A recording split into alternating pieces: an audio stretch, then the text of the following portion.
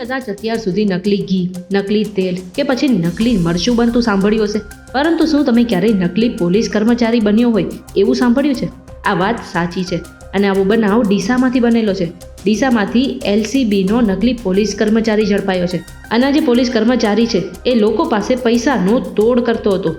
પાલનપુરના ચંડીસર ગામનો રહેવાસી ડાહિયા ઠાકોર LCB પોલીસના નામે લોકો પાસે તોડ કરતો હતો અને પોતે નંબર પ્લેટ વગરની અને કાળા કાચવાળી સ્વિફ્ટ કારમાં પણ ફરતો હતો.